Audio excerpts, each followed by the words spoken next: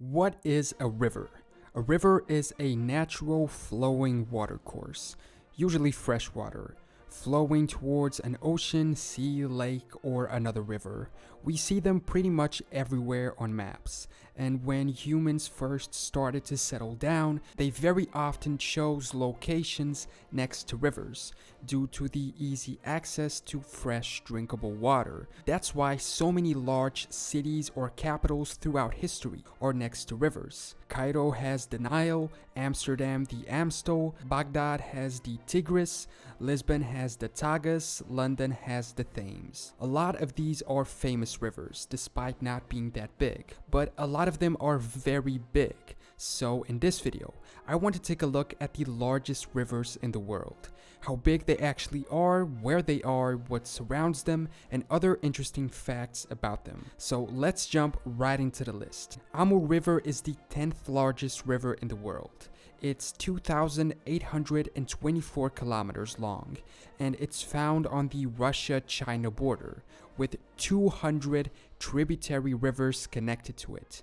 It has over 120 species of fish, one of which, the sturgeon beluga, is very dangerous, being able to capsize fishing boats and drawn fishers. It only passes by 7 cities and is formed by the junction of the Shilka River, which rises in the Russian Federation, and the Argon River, which rises in Manchuria. The mouth of the river, meaning the place where it meets the ocean, is the Strait of Tartary. It was regarded as a sacred river by Qing China, who called it Heilongjiang, which translates to Black Dragon River. Interesting, given that the two rivers which form it are from China and Russia, and its joining forms the border. Today, it's the biggest shipping artery in Far East Russia.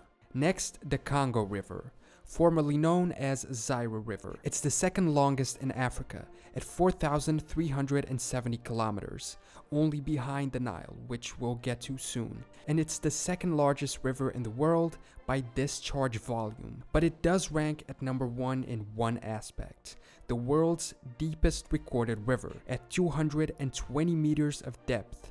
It's also the only river to cross the equator line twice. The amount of tributaries is, as you can see in the image, a lot. So here's a map of the only actual Congo River. Its current course was formed 1.5 to 2 million years ago, populated since around 500 BC, with the Kingdom of the Congo established around 1400 AD. In 1482, a Portuguese explorer discovered the estuary of the river and sailed up from it. Today, it serves as a strong producer of hydroelectric power for the region. Moving to South America, Rio de la Plata.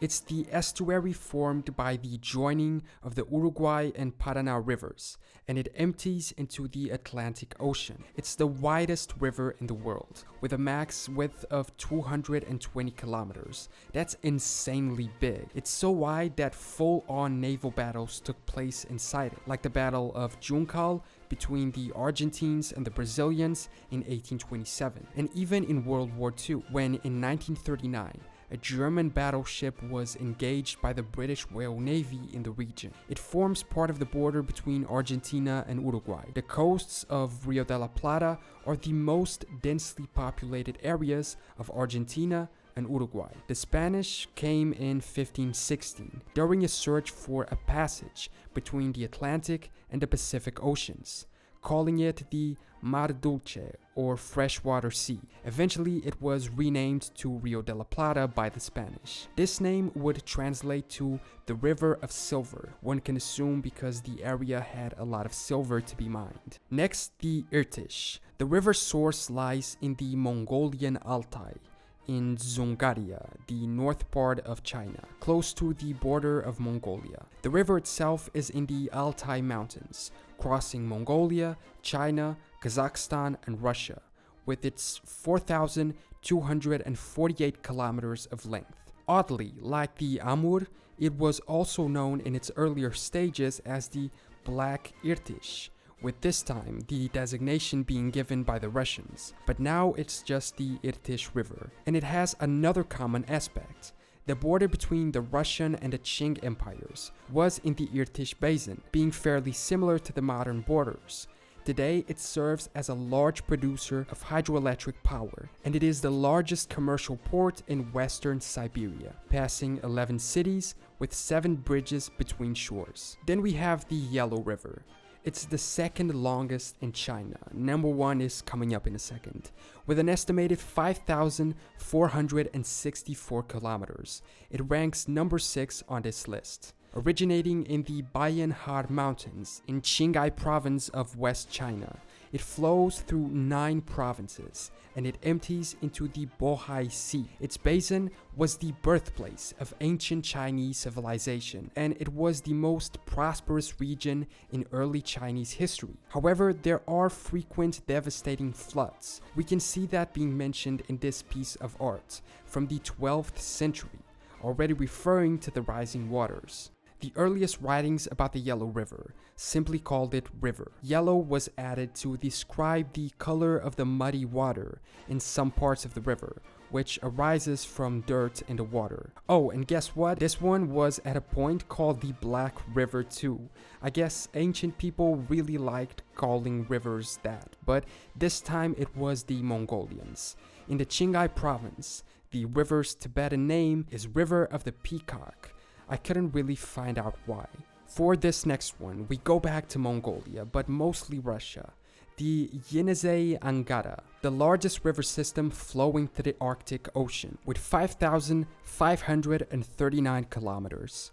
It begins in Mongolia, making its way through central Siberia until reaching the cold sea waters of the Arctic. It's one of the origin points for the Turkic people, with remnants of their earliest civilizations being present since the 7th century AD. These days, studies show that the river suffers from contamination caused by radioactivity from a factory that produced plutonium in the secret city of Krasnoyarsk 26th, the one that has the coolest flag in the world of a bear splitting an atom. As we get to the top 4, we arrive at North America for the first time in the list, to the Mississippi-Missouri River. Now, these are 2 rivers, the Mississippi and the Missouri, but the reason they're grouped up in most lists is because their final part is the same. They come together in St. Louis as they travel down the southern US states, finally reaching the Atlantic Ocean through Texas. They are therefore often referred to as the Mississippi-Missouri River System. The source of the Mississippi is near Lake Itasca in Minnesota, and the Missouri River source is in the Rocky Mountains in Montana. 3,700 kilometers later, the Missouri merges with the Mississippi. The 2 rivers are very important in the history of the US. The Mississippi is known to be one of the natural divisions of the US continental landmass, and during the Civil War, control of it was a strategic objective of both sides, totaling at 6,275 kilometers.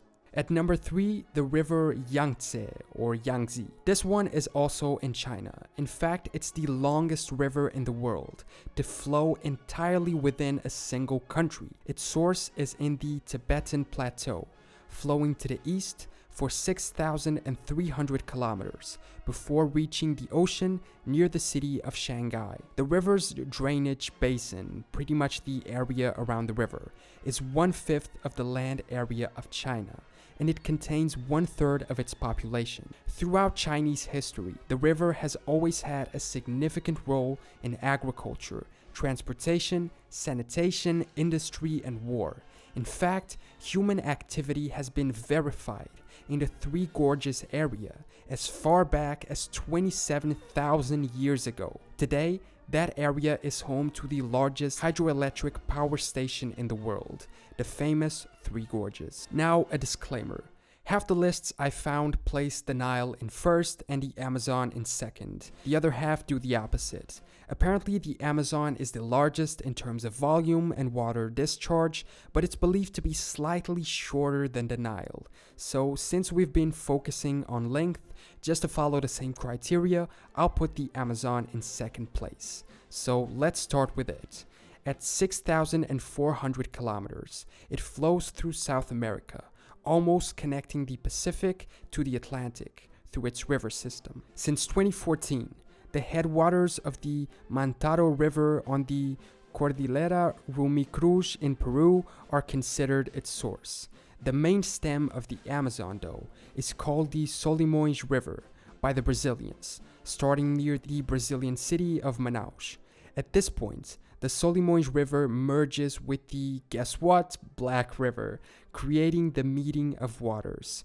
The discharge of the Amazon is so much that it's more than the previous 7 rivers combined. It also has the largest drainage basin in the world, with an area of about 7 million square kilometers. So what we understand is that essentially the Amazon is the biggest and largest river in the world, except slightly smaller in length than the Nile. The river was initially known by Europeans as the Marañón, and the Peruvian part of the river is still known by that name today.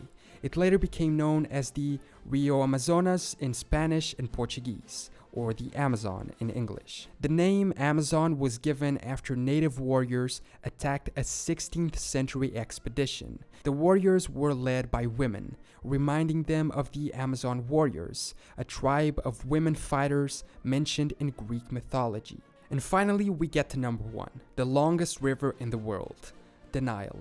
With 6,650 kilometers, it discharges into the Mediterranean Sea. It's what you would call an international river, as its drainage basin covers 11 countries, like Tanzania, Kenya, Ethiopia, Sudan, Egypt, among others, having 2 major tributaries, the White Nile and the Blue Nile.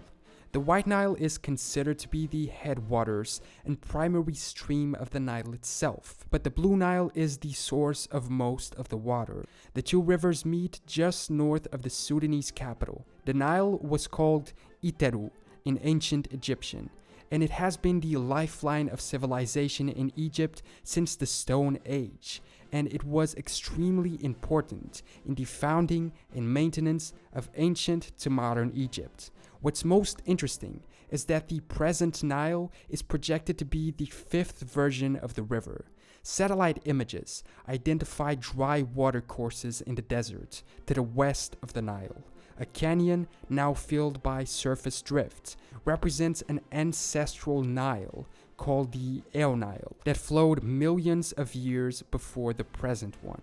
So those were the largest rivers in the world. I think it would also be interesting to make a video about the world's shortest rivers, so leave a comment below if you'd be interested in that. As usual, thanks so much for watching, and thank you for 80,000 subscribers. If you aren't yet, remember to subscribe to catch future videos, and I will see you next time for more general knowledge.